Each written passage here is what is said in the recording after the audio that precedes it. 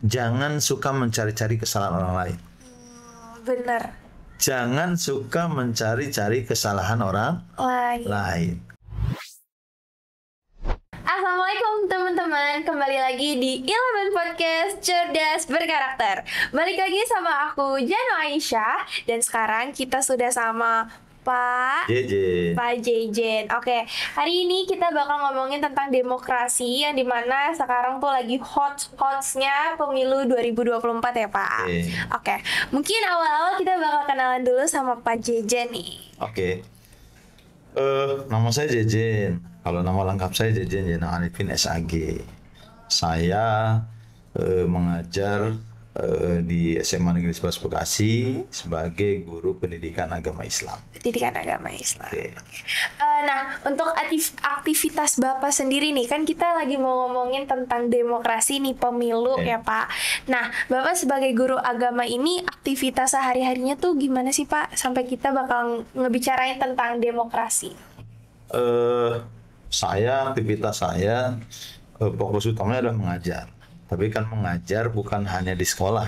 Iya. Di sekolah, di luar sekolah, di masyarakat. Ya tugas saya mengajar. Artinya kita belajar. Jadi sehari-hari ya aktivitas saya itu. Jadi kaitan sama siswa, masyarakat, anak-anak, remaja, ya kaitan dengan. Dan tadi yang ditanyakan pertanyaan bagus nih.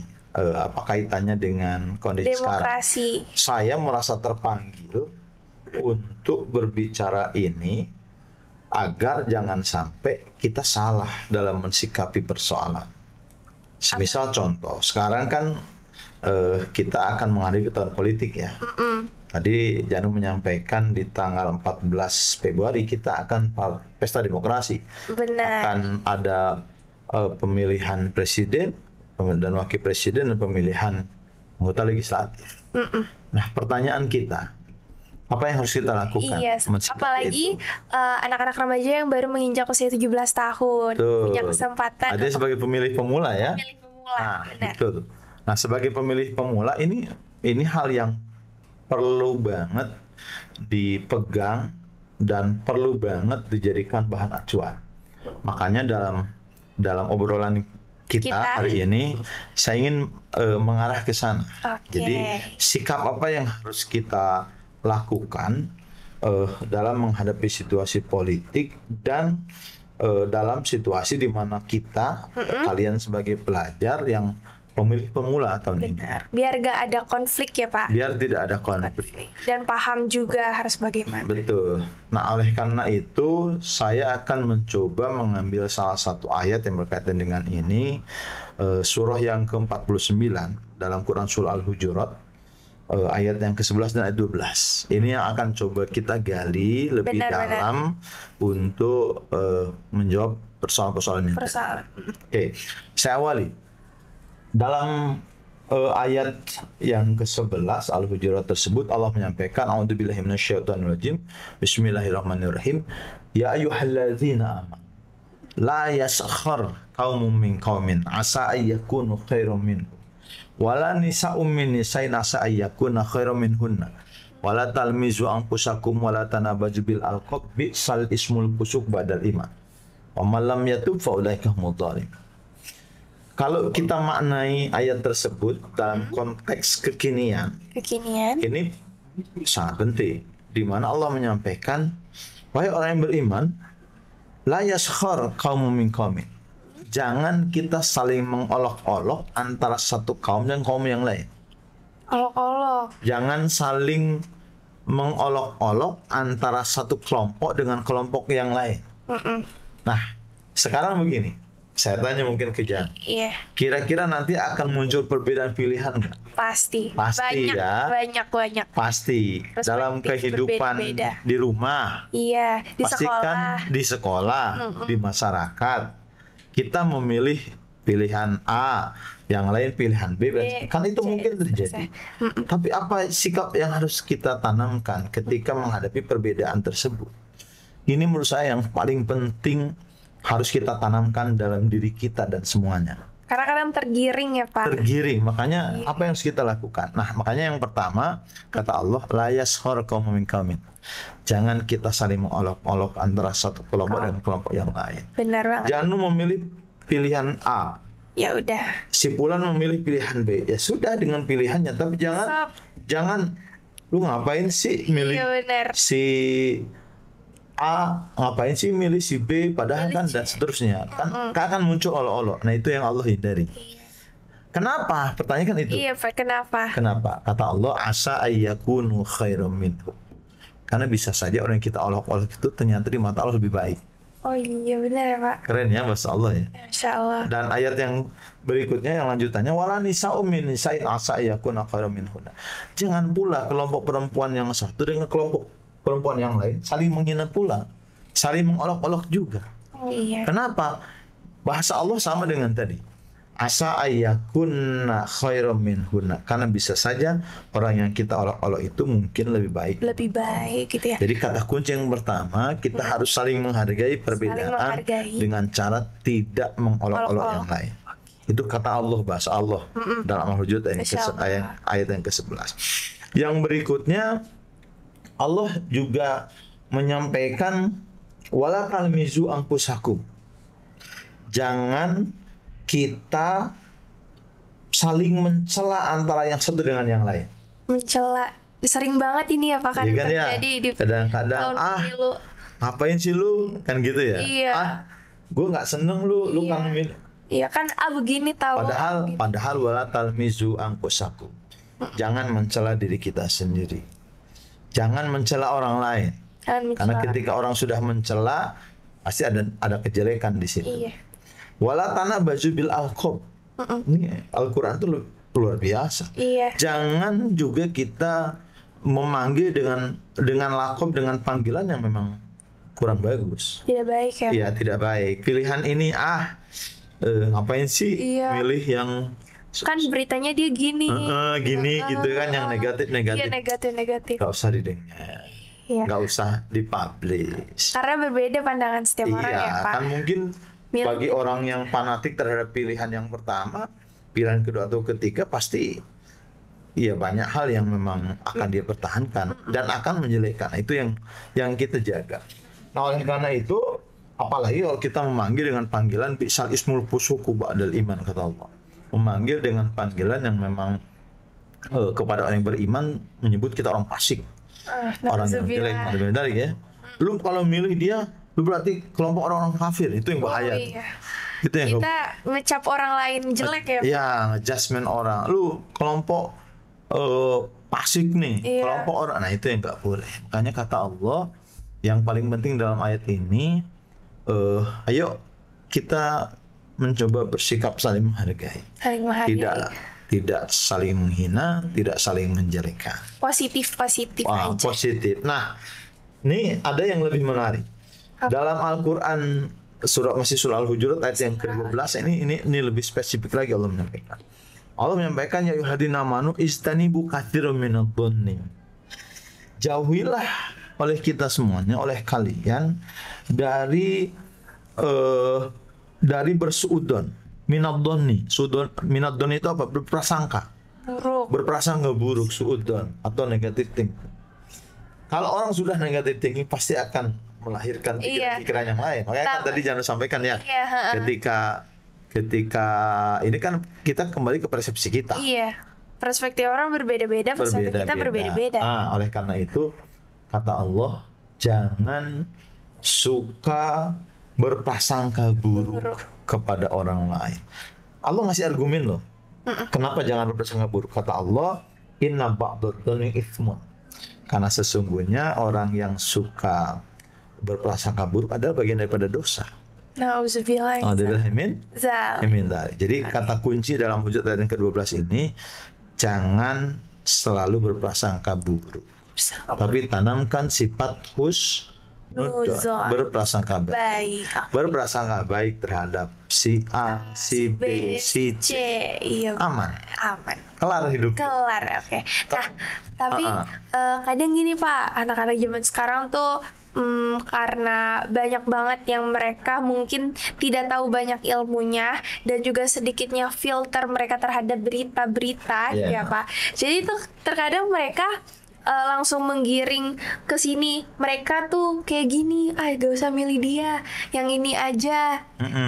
Apalagi yang sekarang tuh yang lagi berita hots-hotsnya gitu kan, mereka langsung terpancing tanpa adanya pemfilteran gitu Oke. Pak. Nah itu tuh bagaimana sikap kita gitu Pak untuk menanggapinya? Oke, sikap kita yang paling penting kita lanjut ke ayat yang tadi Iya. karena sangat berkaitan sama pertanyaan kamu Berkaitan barusan. langsung ya Pak. Kata Allah wala tajassasu. Tajassasu. Wala tajassasu itu jangan suka mencari-cari kesalahan orang lain. Bener. Jangan suka mencari-cari kesalahan orang lain. Kata Allah wala tajassasu. Kenapa? Kan ada ungkapan bijak begini ya. Ada ungkapan gajah di pelupuk mata nggak kelihatan, Nggak kelihatan. tapi semut di seberang lautan bisa nampak. Iya. Ini kan sesuatu hal yang masya Allah ya. Nah, Kejelekan ada pada diri kita nggak lihat, kelihatan. nggak Iya. ngerasa. Kan itu yang banyak terjadi. Iya, kesalahan Tapi orang kalau lain kesalahan orang dilihat. lain dicari-cari, orang lain dibuka-buka, Iya. dikorek-korek, gitu ditanya ya. sini, tanya sini. Nah, sini. itu yang nggak boleh. Makanya tadi apa sikap kita? Wala tajassasu kata Allah. Jangan suka mencari-cari kesalahan orang lain. Iya. Karena dengan kita mencari-cari kesalahan orang lain, maka di situ akan terbuka Hal yang negatif banyak. jurang negatif. Akan muncul permusuhan, akan muncul suudon, Nauzubillah. akan munculkan sikap-sikap negatif. Makanya kata Rasulullah dalam satu hadis, man satarul muslim satarallahu fid dunya wal akhirah. Barang siapa yang menutupi aib saudaranya, maka dia akan ditutupi aibnya di dunia wal akhirah, di dunia dan di akhirat. Masya Allah. Keren gak tuh? Keren. Kalau orang yang suka membuka aib orang lain, suatu saat dia akan dibuka aibnya oleh Allah. Nauzubillah. Tapi kalau kita bisa menutupi aib orang lain, insya Allah aib kita akan terjaga. Alhamdulillah. Janu Iya, dipandang hebat sama orang karena Allah tutupin aibnya. benar. Benar nggak? Janu menganggap saya, wah, Pak Jejen begini-begini. Kenapa? Karena Allah menutupi aib saya. Iya, berarti kembali lagi ke refleksi diri kita ya Pak. Betul. Kita semua punya salah gitu. Betul. Kenapa kita nyari Makanya yang kesalahan paling orang penting lain? jangan cari kesalahan orang lain. Kalau Iya. tajassasu, jangan mencari-cari kesalahan orang lain. Kalaupun ada cukup tahu aja ya Pak. Cukup tahu aja, ambil hikmah dan pelajarannya, nggak usah kita ngikutin dan nggak usah kita mempublish Ke orang lain. ke orang lain. Pertanyaannya kenapa? Lanjutan ayat ini. Wala yaghtab ba'dukum ba'dah. Jangan suka menggibah, menceritakan kejelekan orang lain, kejelekan seseorang terhadap yang lain. Kenapa? Itulah yang termasuk dengan gibah. Jadi jangan suka menceritakan kejelekan orang lain, walaupun memang benar terjadi. Iya, kadang mereka tapi kan bener. Beranggap argumennya gitu ya. Iya, kegiring. Nanti tapi kan bener, iya sih. Lanjut gibah gitu Pak. Kadang mereka. Itulah gibah. Makanya Rasul pernah ditanya gini, mal gibah ya Rasul. Gibah itu apa sih? Gibah itu menceritakan kejelekan yang ada pada diri orang lain dan diceritakan, itulah gibah. Iya. Lah kalau benar ya memang kalau benar ya gibah. Iya, kalau nggak bener. Kalau nggak fitnah. benar namanya fitnah. Makanya jangan terjebak dengan gibah dan fitnah. Sama-sama dosa ya Sama-sama Pak. dosa. Menceritakan kejelekan orang lain nggak boleh, dan memfitnah orang lain juga tidak boleh. Oleh karena itu tentu kita harus menanamkan, yuk ketika kita terjerumus dalam konteks gibah, lebih baik kita menghindar agar kita jangan sampai terjebak. Karena gini, gibah itu kan sekarang banyak media yang kita gunakan untuk gibah loh. Ya, Sosial media, ya sosial media, WhatsApp. bilisan dengan Bilisan, lisan, ya kan, dengan kita ngomong, gimana sih si ini? Iya. Oh iya, ikut nimpalin gibah, Makin rame. makin rame. Iya. Lu kok nyeritain orang sih? Tapi kan ini fakta, itu gibah. Karena kalau nggak begitu ya Fitnah. nggak usah diceritakan, Iya. kan jangan sampai terjebak dalam seperti itu. Nah, yang berikutnya, ketika gibah tidak dilakukan secara lisan, ini orangnya diem, kalem, lembut gitu ya, Iya. jarang ini. Tapi jarinya terus berselancar, Nyari-nyari info, nyari info, nyebar-nyebar info. ada kejelekan, di share. Coba bayangkan, Di-share, iya. coba bayangkan. Ketika Janu ngirim ke saya tentang suatu kejelekan orang lain, saya lihat, saya baca, kemudian saya kirimkan ke grup, dikirimkan ke grup orang lain, Bertambah. dikirim akan bertambah. Itu Iya. namanya dosa jariah. Nauzubillah. Semakin banyak orang yang melihat, Semakin baik semakin banyak dosanya, orang yang Pak. mendapatkan dosa dan akan berbalik dosanya sama kita. Sumber dari nge-share Kan ya, ada Pak. orang yang lagi tidur, kita bisa jadi berbuat dosa. Iya benar ya. Kita duduk nih, diem nih, Tapi dapat dosa tapi dapat dosa ngalir. Itu contoh kayak tadi. dari situ ya, Pak. Dari situ, makanya harus Bahaya banget berarti bahaya ya. banget. Ada orang yang lagi sholat tapi terus berbuat dosa. Nauzubillah. Nah, lebih menarik ya. Ya itu tadi, sholat mah sholat, tapi Dosa kita ngalir. nge-share ke sana kemari, di-share lagi. Oleh karena itu, Janu, teman-teman dan rekan-rekan semua, ketika kita mendapat sesuatu yang jelek pada di orang lain, sampai ke gadget kita, handphone kita, apa yang kita lakukan? Cukup dilihat, tidak ada manfaatnya, langsung di-delete. Iya. Nggak usah di-share. Benar. Delete itu yang paling utama. Apalagi masuk status. Waduh, Mbak. Lebih ramai lagi kan? Lebih kesebar lagi ya, Lebih Mbak. tersebar lagi, masuk status, dikirim lagi ke grup yang satu, grup yang lain akan muncul ramai. Iya. Lebih baik gimana kalau kita dapat kebutuhan kiriman? Ini nggak ada Lihat aja. manfaatnya nih, nggak ada manfaatnya, ya sudah kita hapus, Hapus. selesai sampai di situ. Cukup tahu aja ya, Cukup Pak. tahu aja. Cukup tahu Kita aja. nggak tersebar kepada yang lain. Oke, benar-benar. Oke, berarti kalau misalnya kita terjebak dari satu isu, kita udah mantep mau pilih ini, tapi tiba-tiba ada isu kiriman ini, kiriman itu, kita tetap pada perspektif kita aja, balik lagi ya Pak, Iya. ke perspektif masing-masing gitu ya.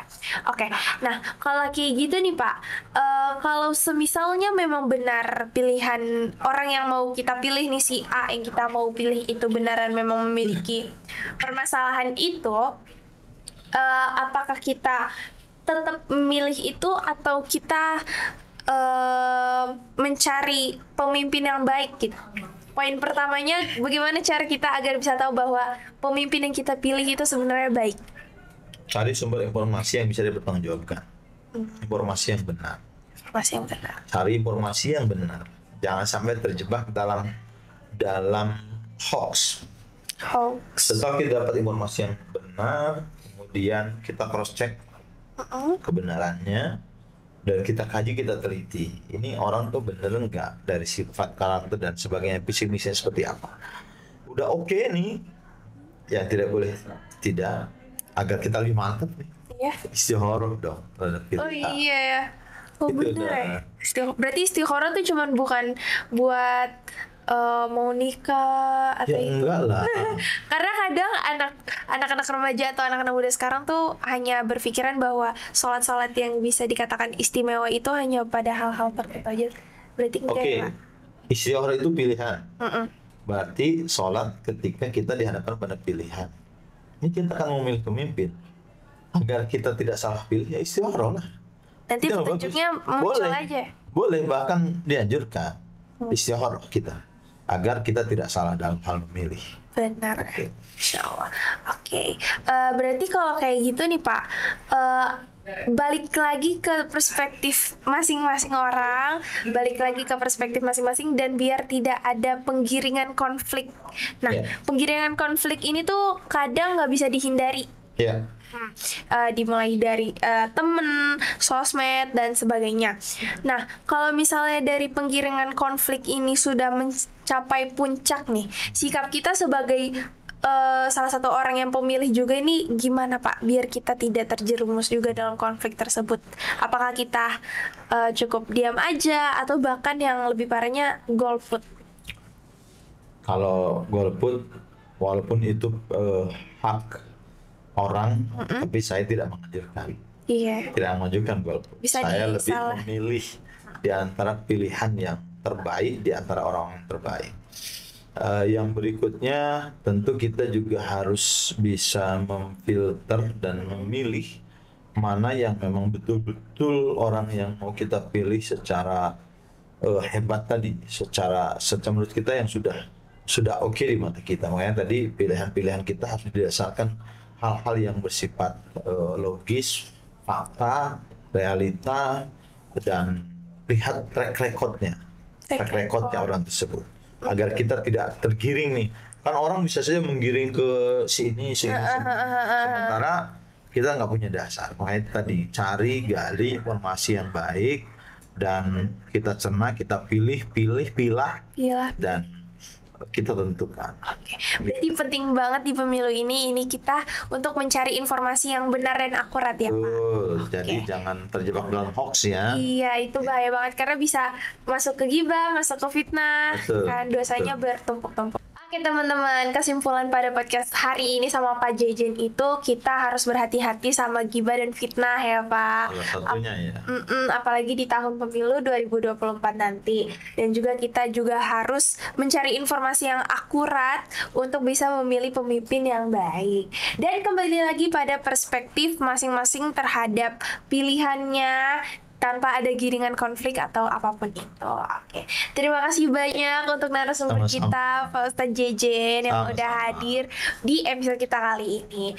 Dan untuk teman-teman juga jangan lupa comment, like, and share, dan subscribe juga jangan lupa di Eleven Podcast Man 11 Kota Bekasi. Cerdas berkarakter.